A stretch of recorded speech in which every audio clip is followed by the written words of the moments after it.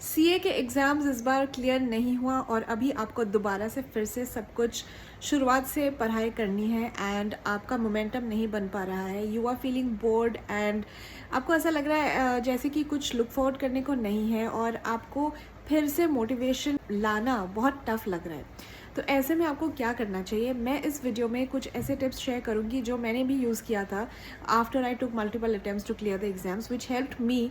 क्योंकि कई बार घर में बैठे बैठे बहुत बोरिंग हो जाता है कि सीए की अटेम्प्ट्स देते रहो और क्लियर नहीं होता है और उसके बाद you have to gather all your strength, all your motivation.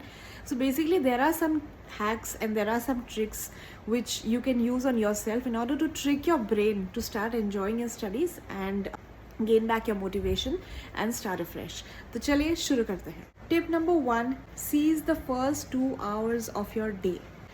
हम यूजुअली क्या करते हैं, as soon as we get up we spend at least an hour to get freshened up, we read the newspaper, have our tea or coffee। ऐसे करते करते ना दोपहर हो जाता है और हमें पता भी नहीं चलता है।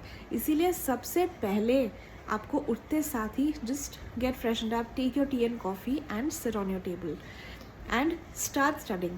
If you study the first 2 hours you will feel as if you've already won the day।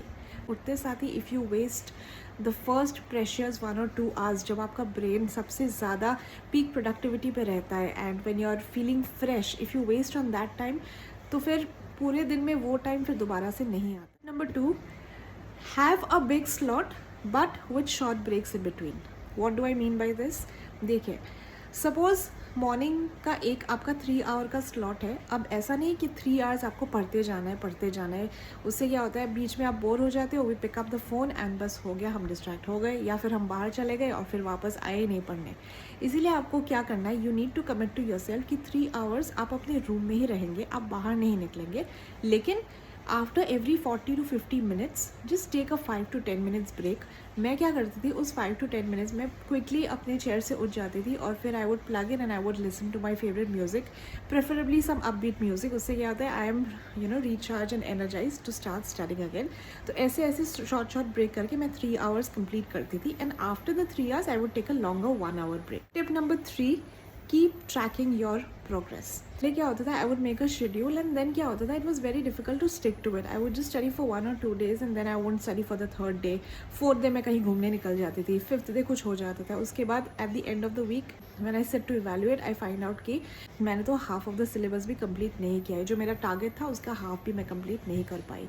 तो उसके बाद मैंने क्या किया, मैंने अपने रूम में एक वाइट बोर्ड लगाया और उसमें पूरा वीक डेट वाइज लिख दिया and I wrote my target there and whenever I would finish 1 day's target I would just put a tick mark.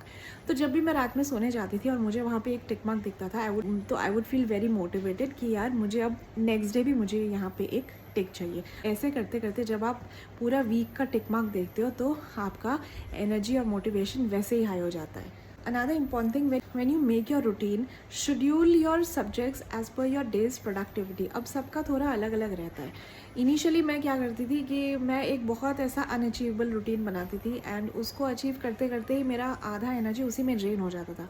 तो मैंने ऑपोजिट किया।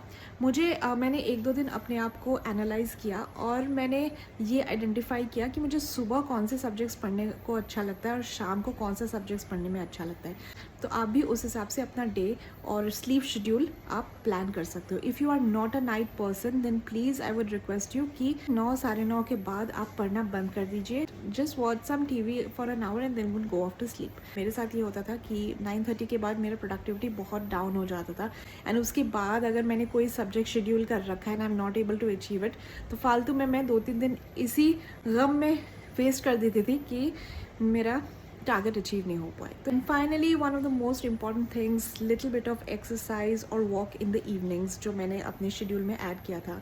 अब सीए स्टडीज़ के टाइम क्या होता है कि हम बहुत ज़्यादा बाहर नहीं जा पाते हैं और we have to keep studying 12 to 14 hours a day and it gets very monotonous and boring. तो जो भी थोड़ा हमको टाइम मिलता है वो घर पे ही हमको कुछ ऐसा एंटरटेनमेंट ढूंढना पड़ता है। तो I used to love watching TV during my free time, listen to some music and take a short walk. I used to love going for walks either on the terrace और in a park, अगर आपके घर के आसपास कोई park हो या जहाँ भी आपको मन करे. Basically you need to get out because whole day हम रूम के अंदर ही पढ़ाई करते तो हमारा एफिशिएंसी लो हो जाता है. तो इवनिंग टाइम में after your afternoon studies 5 to 6 के around if you take a short walk, go outside, listen to some music, get some fresh air, then again रात का 2-3 घंटे के लिए you are again fresh. A small tip, walk के बाद maybe you can come back, freshen up a bit, light a diya, recite some prayer, maybe the Gayatri mantra or anything that you like which raises your vibrations.